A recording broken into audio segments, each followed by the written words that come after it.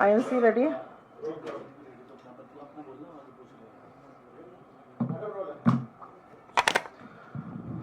आप सबको मेरा नमस्कार। एक अत्यंत गंभीर और लोगों से संबंधित मुद्दे पर आज आपके सामने हूं। थोड़ा सा पेचीदा है, थोड़ा सा टेक्निकल है। जितना सरल भाषा में हम बात कर पाएंगे उतनी मैं कोशिश करूंगी, लेकिन यह जरूरी इसलिए है क्योंकि इस देश में तमाम संस्थाएं ऐसी हैं जो नरेंद्र मोदी की सरकार में लगातार धराशायी होती जा रही हैं। जिन संस्थाओं का काम आम निवेशकों को, आम नागरिक को, आम लोगों को सुरक्षित करना, उनको संरक्षित करना है, वो संस्थाएं धराशायी हो चुकी हैं। और इसमें सबसे आगे अगर किसी संस्था का नाम है तो वो सेबी है, इस देश का मार्केट का रेगुलेटर। और उसकी नाक के नीचे जिस तरह के घोटाले हुए हैं, जिस तरह के घपले हुए, और जिस तरह से आम निवेशकों को चूना लगाकर बड़ी बड़ी कंपनियों ने, बड़े बड़े एल्गो ट्रेडर ने लूटा है, वो वाकई गौरतलब है। इसी श्रृंखला में आज बात करेंगे हम एक एल्गो ट्रेड ऑपरेटर जेन स्ट्रीट की। ये जेन स्ट्रीट भारत के शेयर बाजार, एक शेयर बाजार होता है और एक फ्यूचर मार्केट होता है, फ्यूचर एंड ऑप्शन मार्केट। ये जो पर्टिकुलर कंपनी है, ये अमेरिका की एक एल्गो ट्रेडिंग कंपनी है। ये भारत के डायरेक्ट इक्विटी मार्केट मतलब शेयर बाजार और डेरिवेटिव मार्केट में एक साथ ऑपरेट कर रही थी, सिस्टम को रिग कर रही थी, जबरदस्त मुनाफा कमा रही थी। और यह मुनाफा पूरा पूरा अवैध था, जो सेबी का ऑर्डर खुद कहता है। और लाखों करोड़ों रुपए आम आदमी के डूब गए, जिसकी चेतावनी राहुल गांधी जी लगातार दे रहे थे कि एफएनओ में आम जनता का पैसा डूब रहा है, सेबी और सरकार को इस पर सजग होना चाहिए। यह चला कई साल, और इसका भी मैं विधिवत रूप से आपको बताऊंगी ये सब कितने साल चला। ये कई साल चला और आखिरकार 3 जुलाई को, इस साल की 3 जुलाई को सेबी ने 105 पन्ने का एक इंटरिम ऑर्डर निकाला। ये इंटरिम ऑर्डर है और उसमें जेन स्ट्रीट कैपिटल और उसके 4 सहयोगी एफिलिएटेड कंपनीज को भारत में ट्रेडिंग करने से रोका गया।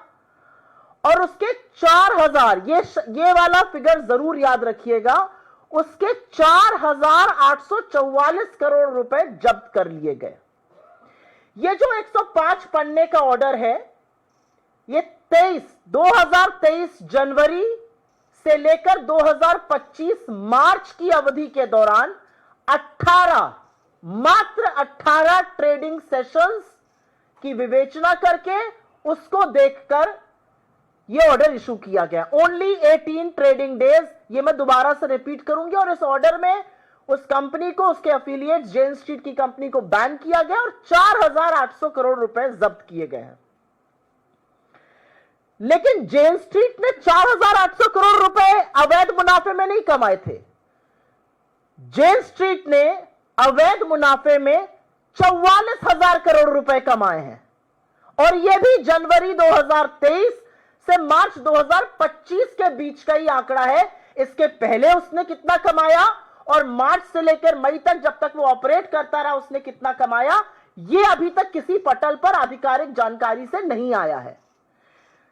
कमाया सामने वाले ने 44,000 करोड़ रुपए मुनाफा, शुद्ध मुनाफा, जो कि अवैध था, गैर कानूनी था, जिसको रिपैट्रिएट किया अमेरिका। और जब्त हुआ है 4800 करोड़, उसका 1/10वां हिस्सा भी नहीं। अब बात करते हैं, ये सारी जो कथा है, ये जो सारा झेलमेल है, ये कहां से शुरू हुआ। बात है दिसंबर 2020 की। जेन स्ट्रीट नाम की अमेरिकन सटोरिया कंपनी, इसको आम भाषा में सटोरिया कंपनी कहा जाता है, जो डेरिवेटिव्स और फ्यूचर ऑप्शन में ट्रेड करती हैं। इन्होंने भारत में अपना जाल फैलाना शुरू किया। ये दुनिया भर में डेरिवेटिव्स यानी फ्यूचर्स एंड ऑप्शंस मार्केट में ट्रेड करने के लिए जानी जाती है। मैं कहूंगी बदमशहूर है। इन्होंने भारत आकर 2 कंपनियां बनाई, जेएसआई इन्वेस्टमेंट प्राइवेट लिमिटेड और जेएसआई 2 इन्वेस्टमेंट प्राइवेट लिमिटेड। इसके अलावा हांगकांग और सिंगापुर के 2 एफपीआई फॉरेन पोर्टफोलियो इन्वेस्टर्स को भी भारत के शेयर बाजार में घुसाया और उसके बाद सट्टे का खेल शुरू किया। और जैसा कि मैंने कहा, हमारे पास जो आंकड़ा आधिकारिक तौर पर है वो जनवरी 2023 से लेकर मार्च 2025 तक का है, जिसमें उसका कुल मुनाफा करीब करीब 44,000 करोड़ रुपए है। उसके पहले का कितना है और उसके बाद का कितना है, इसका अभी तक ना सेबी ने ना सरकार ने कोई फिगर दिया है। तो ये क्या करते थे, क्योंकि एफएनओ ट्रेडिंग तो दुनिया भर में होती है, ये क्या करते थे और इन्होंने हिंदुस्तान के लोगों का नुकसान कैसे किया? क्योंकि एक अमेरिकन एल्गो कंपनी हमारे देश में आकर शेयर बाजार में, डेरिवेटिव मार्केट में घुसकर हेर फेर करे और हमारे लोगों का नुकसान हो और सरकार आंखों पे पट्टी बांधे रहे, एसेंशियली स्टोरी का क्रक्स यही है, यही हुआ है। तो ये क्या करते थे, ये डायरेक्ट इक्विटी मार्केट में भी काम करते थे और फ्यूचर एंड ऑप्शन मार्केट में भी काम करते थे, और इतनी बड़ी तादाद में करते थे कि ये मार्केट को मैनिपुलेट कर लेते थे। ये डायरेक्ट इक्विटी मतलब शेयर बाजार में शेयर का दाम निर्धारित करते थे, और इसको करने के लिए ये एक चीज कहते हैं मार्केट मार्किंग क्लोज। मतलब आज जो स्टॉक है वो 3:30 बजे जब मार्केट की ट्रेडिंग बंद होगी तो वो कितने दाम पर बंद होगा वो ये निर्धारित करते थे, क्योंकि ये इतनी वॉल्यूम्स में ट्रेड कर रहे होते थे कि ये ऐसा कर सकते थे। इसको मार्किंग क्लोज कहा गया है। ये दुनिया में और भारत में अवैध है, गैर कानूनी है। किसी भी ट्रेडर को, किसी भी कंपनी को ये इजाजत नहीं है। ये स्टॉक मैनिपुलेशन है सरासर। ये स्टॉक प्राइस के साथ हेर फेर है, इसकी सजा जेल होता है। ये किया इन्होंने। ये निर्धारित करते थे कि डायरेक्ट इक्विटी मार्केट में एक शेयर कितने पे बंद होगा, और फिर उसी शेयर प्राइस का फायदा उठाकर ये फ्यूचर एंड ऑप्शन मार्केट पे पुट और कॉल ऑप्शन के माध्यम से बड़ा मोटा बेहिसाब मुनाफा कमाते थे, जो अब सेबी मान रही है कि अवैध है। एफएनओ ट्रेडिंग में कॉन्ट्रैक्ट होता है। एक तरफ अगर जेन स्ट्रीट है तो दूसरी तरफ आम निवेशक है, और जहां जहां जेन स्ट्रीट ने मैनिपुलेशन किया और जितना पैसा कमाया, दूसरा एक जीतता है एक हारता है। You buy and you sell. जो जीता वो जेन स्ट्रीट था, जो हारा वो हिंदुस्तान का आम निवेशक था। लगातार हिंदुस्तान के आम निवेशकों ने इसमें पैसा गंवाया। करीब करीब 54,000 करोड़ रुपए मात्र 90% लोगों के इसमें स्वाहा हो गए। इनफैक्ट एक ऐसा दिन था 17 जनवरी 2024 का, जब जेन स्ट्रीट ने एक ही दिन में 735 करोड़ रुपए कमाए थे, जो हिंदुस्तान के बड़े बड़े ट्रेडर्स, बड़े बड़े फर्म्स, बड़े बड़े इंस्टीट्यूशनल इन्वेस्टर्स नहीं कर पाते हैं। मैं पुट ऑप्शन क्या होता है, कॉल ऑप्शन क्या होता है, इसमें नहीं जाऊंगी। फ्यूचर और डेरिवेटिव ट्रेडिंग के माध्यम से सिंपल बात रखूंगी। और अनुमान है कि फ्यूचर मार्केट में 93% आम छोटे निवेशकों का जबरदस्त नुकसान हुआ। औसतन नुकसान 1.25 लाख से ज्यादा का है। कमाल की बात यह है कि यह सटोरिया मुनाफा कमाता रहा और हमारा सेबी कुंभकर्ण की नींद सोता रहा।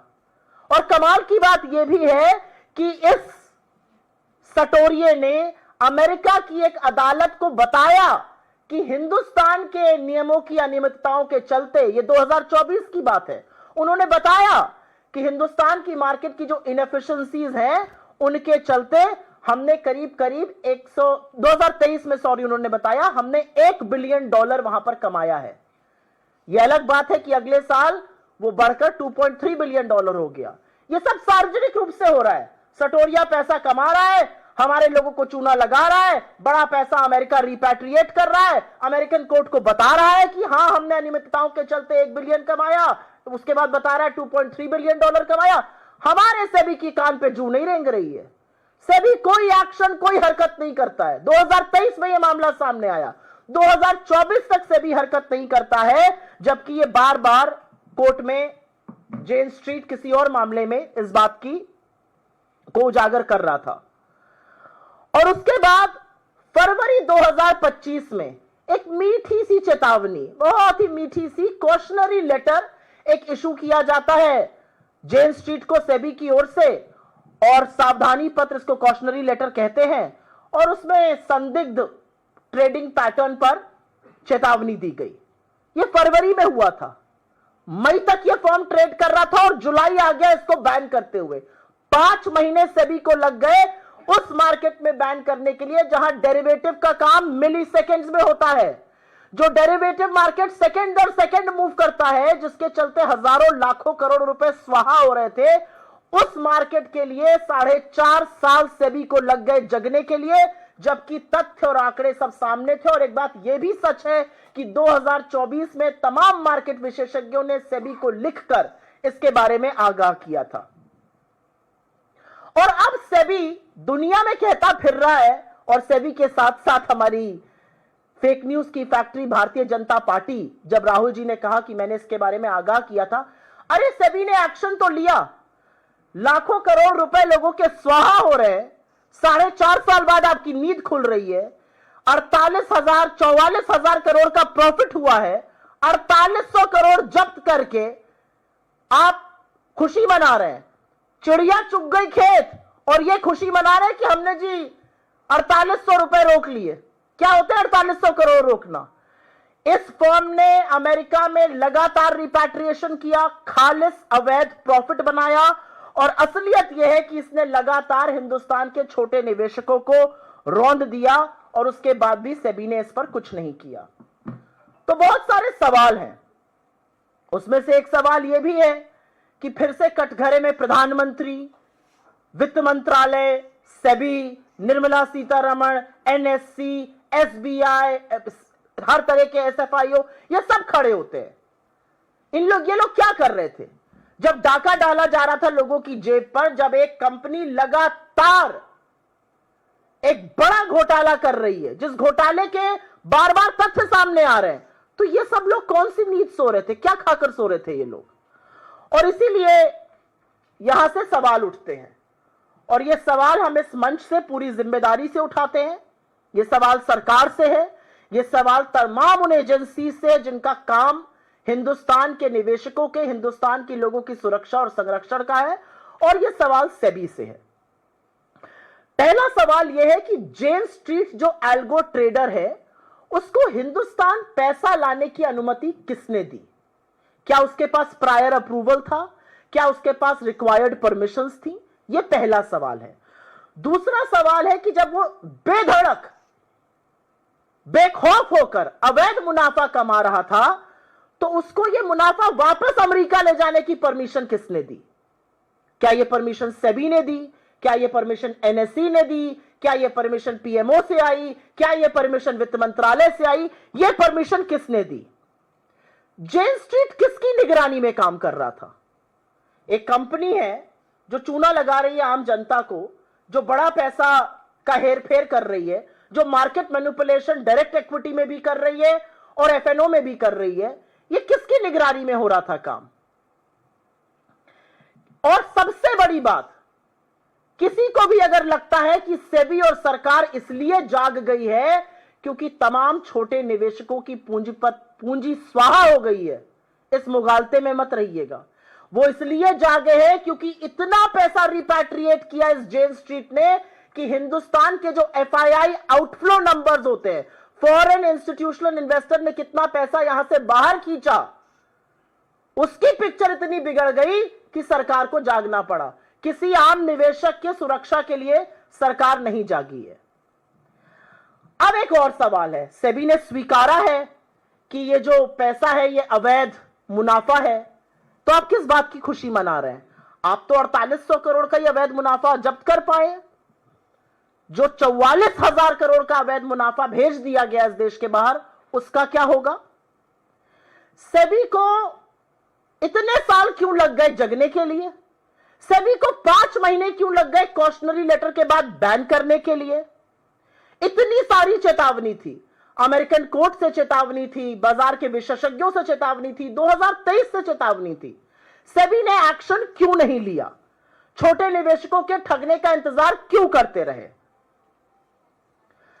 एक और सवाल है, एक एजेंसी है ना ईडी, विपक्ष का नाम लीजिए, दौड़ी दौड़ी चली आएगी, कोई काम नहीं है। ED, CBI, income tax, FIO, NSC, SEBI, क्या कर रहे थे ये सब? ये कौन सी मिली भगत है? ये सब लोग क्या कर रहे थे? ये क्यों नहीं जाग रहे थे? ये निवेशकों के पैसे के बारे में क्यों नहीं सोच रहे थे? एक एजेंसी बेधड़क, बेखौफ होकर नाजायज पैसा कमा रही है, उस नाजायज पैसे को हिंदुस्तान से निकालकर अपने देश भेज रही है और हमारी किसी एजेंसी को भनक ही नहीं पड़ रही है। एक और सवाल है, आपको याद ही होगा 2024 के चुनाव के दौरान दो लोग स्टॉक मार्केट गुरु बन गए थे, प्रधानमंत्री मोदी जी और गृह मंत्री अमित शाह जी। स्टॉक टिप्स देते थे, पता नहीं आप लोगों ने ली की नहीं, नुकसान ही हुआ होगा अगर ली होगी। कहते थे स्टॉक खरीद लो, मार्केट बढ़ने वाला है। क्या उनको इस बात की जानकारी थी? क्या वो इसी के बेसिस पर स्टॉक टिप्स दे रहे थे? आज सवाल यह भी पूछा जाएगा। आज सवाल यह पूछा जाएगा कि अगर वो लगातार कंपनी पैसा निकाल रही थी भारत से और हमारा एफआईआई डेटा लगातार बद से बदतर हो रहा था, तो इसके बारे में कुछ क्यों नहीं किया गया? सवाल यह भी पूछा जाएगा कि उस रिपैट्रिएशन को रिकवर करने के लिए हम क्या कर रहे हैं? आपके तो मित्र है ना डोनाल्ड ट्रंप, तो इतना जो नाजायज पैसा हिंदुस्तान का वो बाहर लेके कमा के चला गया, उस पैसे को वापस देश में कैसे लाएंगे? और इस पूरी हेरा फेरी में जो सबसे अजीब और जो सबसे गजब बात है वो ये है कि इस पूरे दौर में एक ही नाम सामने आता है, वो माधवीपुरी बुच जी। उन्होंने तो वो कीर्तिमान स्थापित किया कि ना सिर्फ अपनी आंखों पे पट्टी बांधी, पूरे तंत्र को ही अंधा कर दिया। पहले वो होल टाइम डायरेक्टर थी, वो सेबी चीफ बनी और ये सारा गोरख धंधा होता रहा। तो आज सवाल इस बात का है कि चाहे वो अडानी का महाघोटाला हो, चाहे वो ये घोटाला हो, सेबी का रोल क्या है? सेबी क्या करने के लिए है? सेबी क्यों है इस देश में? और जिस हर बात पर बोलने वाले प्रधानमंत्री, स्टॉक टिप्स देने वाले गृह मंत्री आज चुप क्यों हैं? आज इतना बड़ा एक एल्गो ट्रेडर चूना लगाकर देश के नागरिकों को भग गया है, आप क्या कर रहे हैं? आपकी चुप्पी किसी कीमत पर बर्दाश्त नहीं की जा सकती है। यह सवाल हम इस मंच से उठा रहे हैं क्योंकि यह पेचीदा मामला है और इसमें थोड़े से टेक्निकल टर्म्स हैं जिसकी मैंने व्याख्या हिंदी में की है, लेकिन मैं थोड़ा सा इंग्लिश में भी उसको बोल देना चाहती हूं। We are today talking about Jane Street, an algo trading firm from the United States, which made massive illegal profits in India, repatriated that money to the United States, and at the receiving end were thousands and lakhs of India's small investors.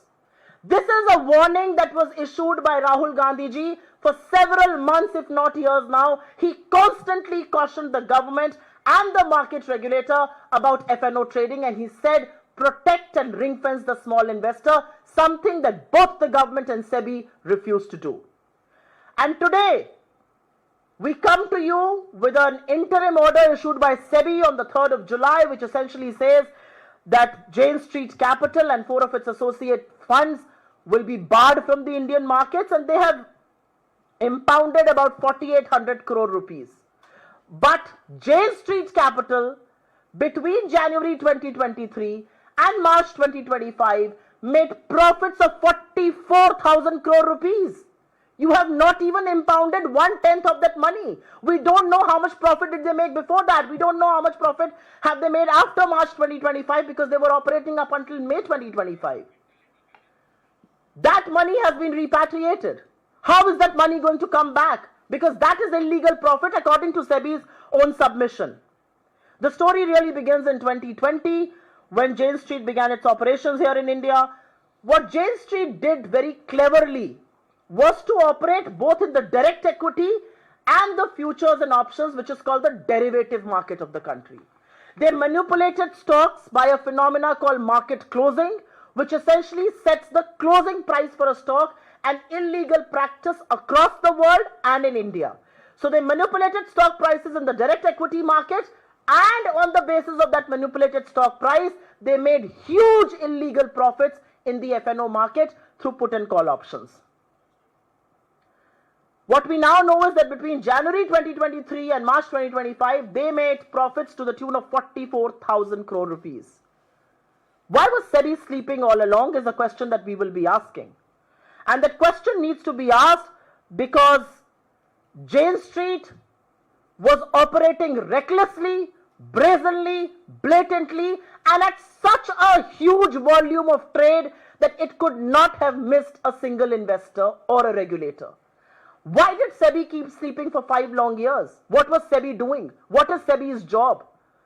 The reality is that Jane Street was manipulating the direct equity market, it was manipulating the F&O market, and it made a submission before the US courts as early as 2023 stating that due to the inefficiencies of the Indian market, they have profited $1 billion in 2023 and $2.3 billion by 2024 in the Indian markets. Huge sums of that money have been repatriated. This information was in the public domain. In 2024, several market experts had approached SEBI. They had written to SEBI. They had cautioned SEBI against what was happening. SEBI did not do anything about it. It is clearly the infamous era of Madhvi Puri Buch, where she did not just keep quiet, she ensured that the entire institution meant to protect and ring-fence the small investor also went off to deep sleep. The question now is that the Prime Minister, the Home Minister, SEBI, NSE, several agencies meant to protect the investors are now quiet. Why are they quiet? They are quiet when an Adani Maha scam happens. They are quiet when this happens. Who is supposed to ring fence and protect the small investors? The reality is that derivative markets operate on a millisecond basis. It took SEBI 4.5 years to wake up, and it took SEBI 5 months after a cautionary letter to ban this company. And which is why from this very platform, certain very pertinent questions will have to be raised. Who permitted a high frequency algo trader like Jane Street to bring thousands of crores into the Indian market? Which authority allowed Jane Street to transfer its profits out of India to the United States?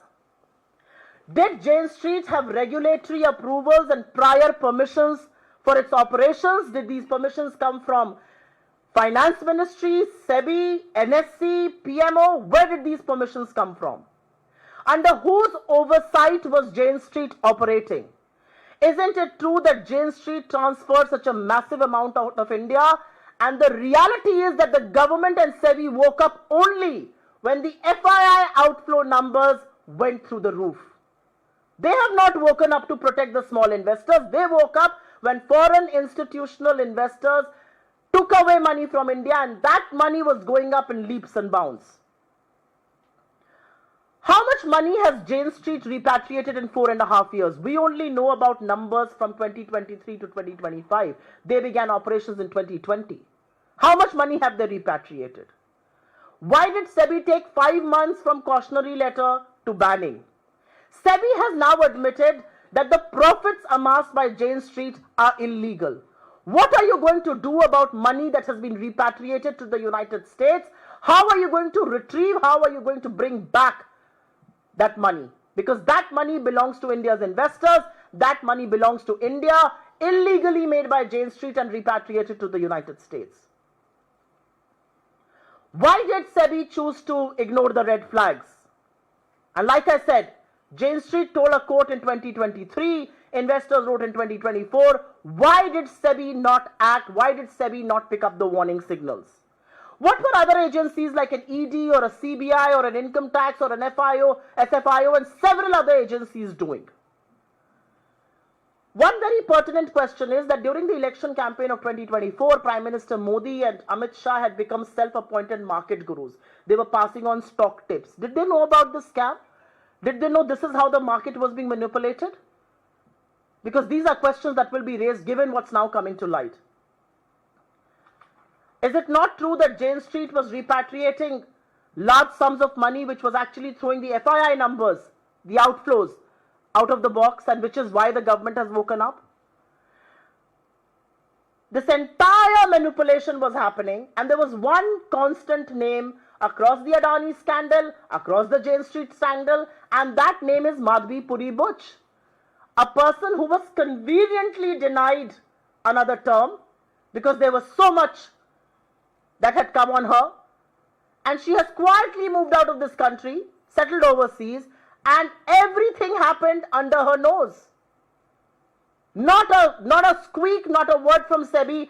all this while Jane Street was looting India's small investors, and they all chose to keep quiet.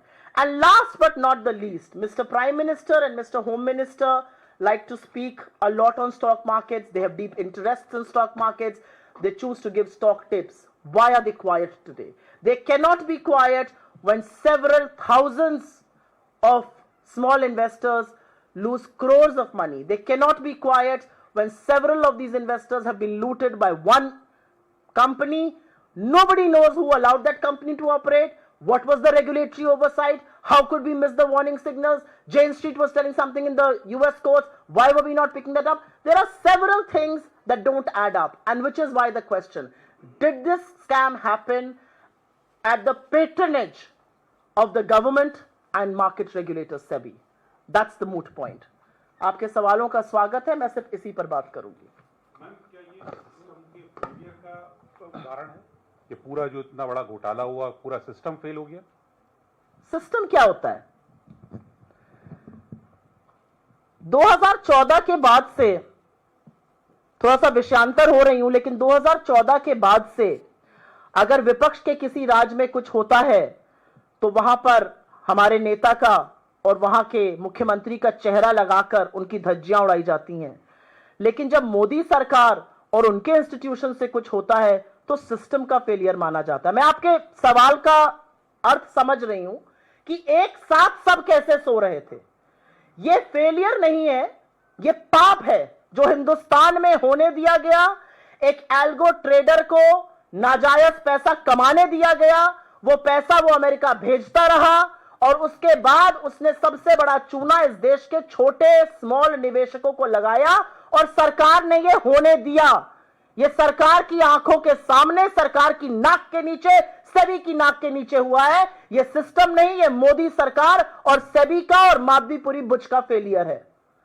4.5 साल तक ये चलता रहा और सेबी को भनक नहीं लगी।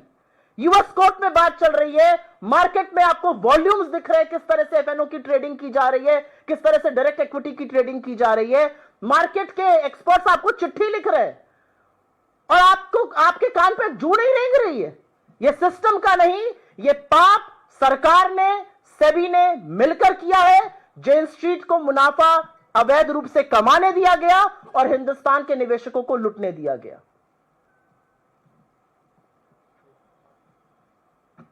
Any other questions on this? I have tried to simplify it as much as I can. I hope I have been able to do that. एक कंपनी हिंदुस्तान आती है, वो अवैध रूप से पैसा कमाती है, हमारे लोगों को लूटती है और सारा पैसा अपने देश भेज देती है और यहां से सुई टपक सन्नाटा। तो सुई टपक सन्नाटा तो नहीं सहा जा सकता है और हम इसी में खुश हैं।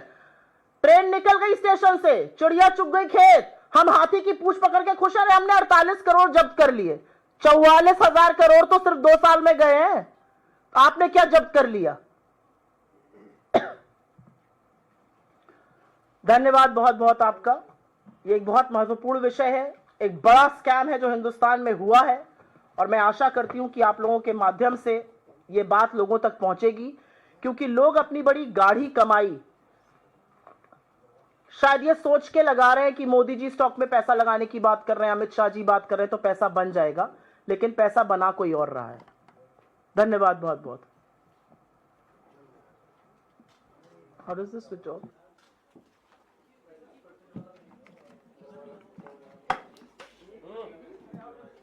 आइए